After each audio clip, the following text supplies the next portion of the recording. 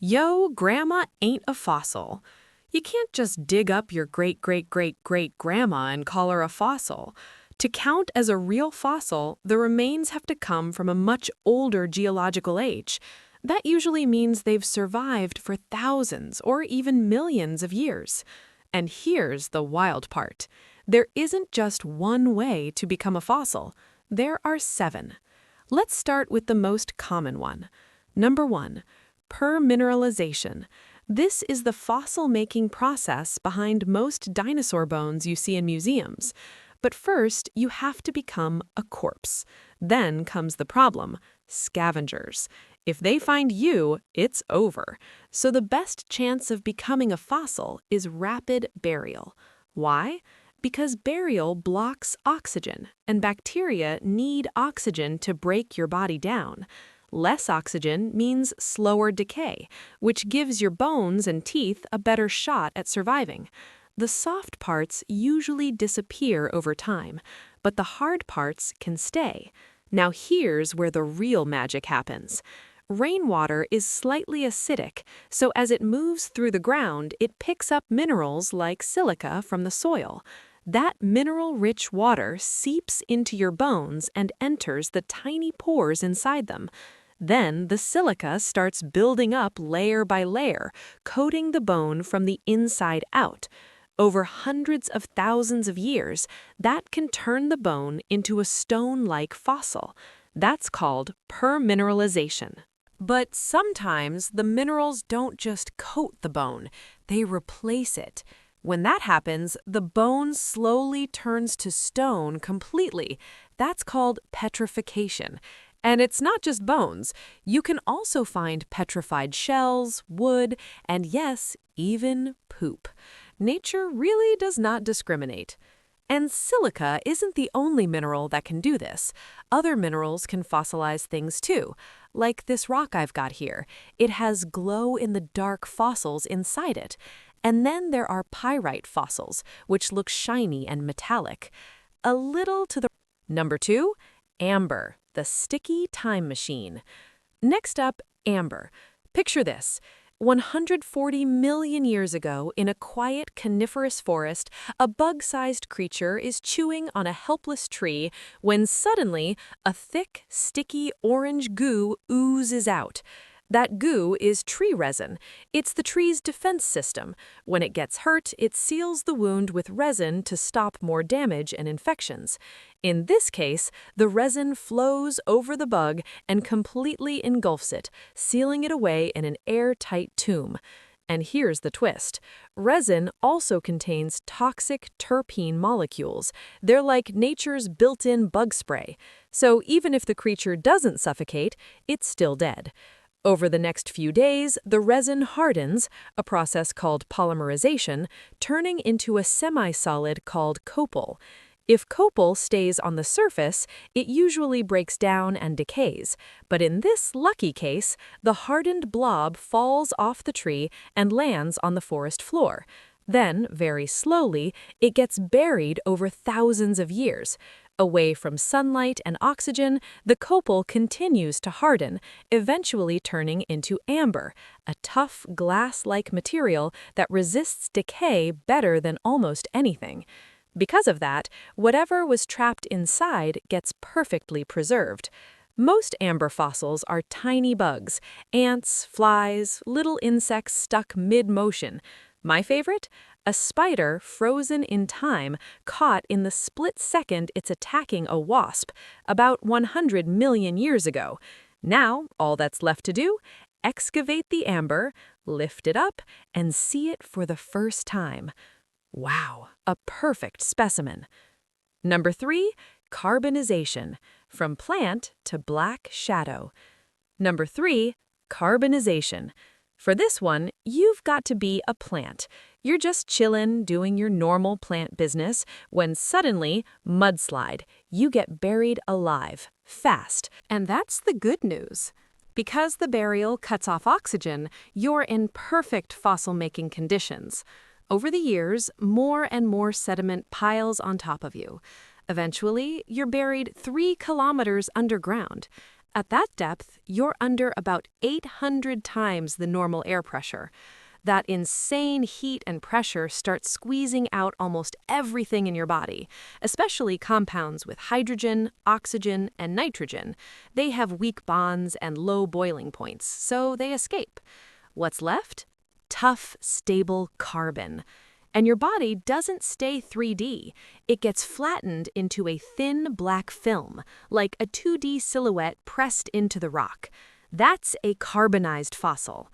Because this method works best on soft, squishy things, you usually find plants, bugs, and soft-bodied animals like jellyfish preserved this way.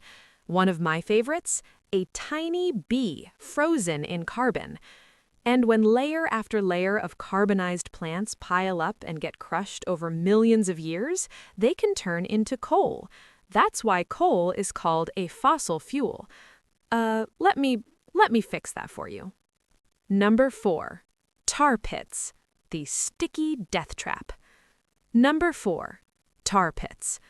Tar pits are natural pools of a thick, black, sticky goo called asphalt.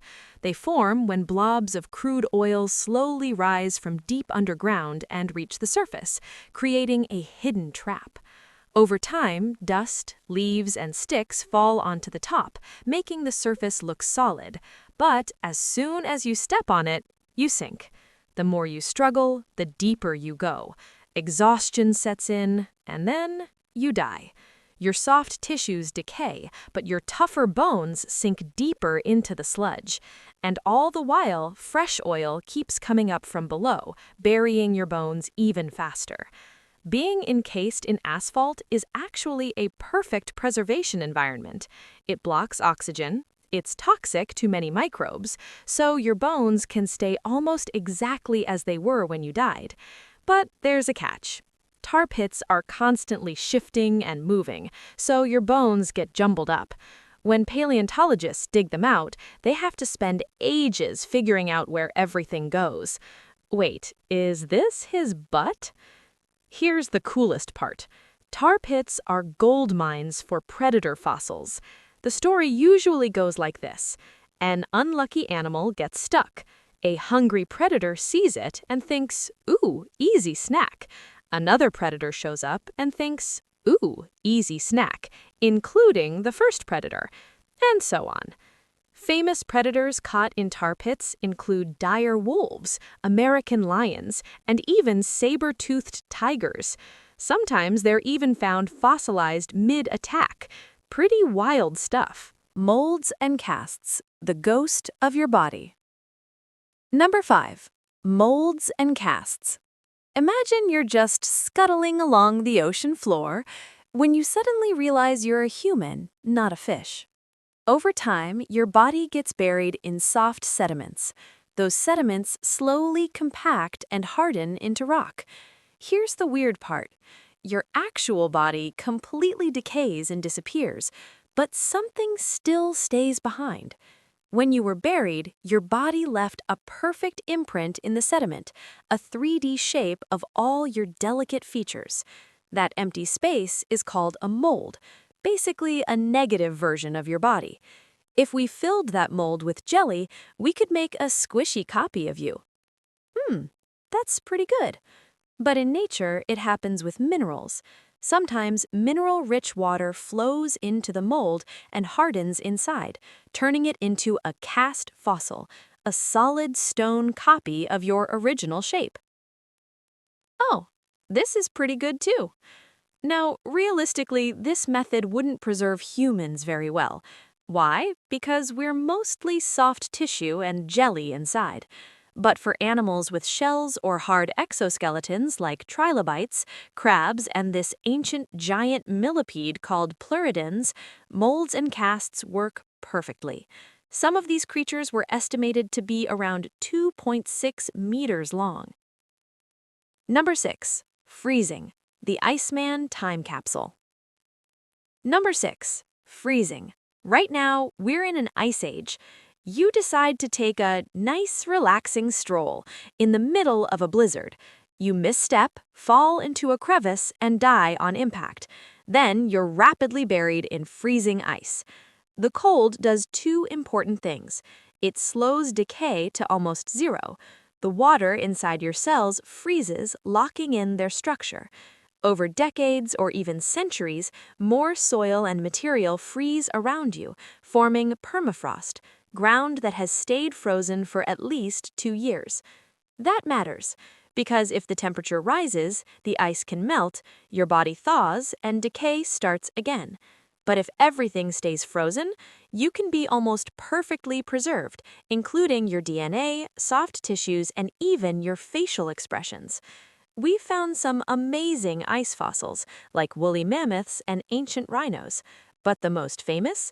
Ötzi the Iceman, a 5,300-year-old mummy who now sits in a custom-made cold chamber in Italy. Ooh, one fossil slot left. Number 7. Mummification. In the dry, scorching deserts of the Sahara, a lone wanderer takes his last breath. The wind howls, blowing hot sand over his body. That sand quickly buries him and hides him from scavengers. The blazing sun starts stealing the water from his tissues. No water means no fuel for bacteria, and no fuel means almost no decay. Slowly, the body turns into a dry, dusty, crusty husk. That's mummification, what scientists call desiccation. It's what happens when an organism dries out so fast and so completely that not much can rot away. Mummification can preserve hair, skin, internal organs, and even DNA for thousands of years. Salt helps a lot too. It pulls water out of tissues super fast, turning them into tough, dry husks. And this is exactly what ancient Egyptians used to make their famous mummies. Final line idea? Funny and YouTube-style wrap-up? Yes, with this crusty, icy, fossil doggo collection, my prehistoric zoo is finally complete. Anyway, I'll see y'all in 1,000,000 years. Cut to 1,000,000 years later. See you next time.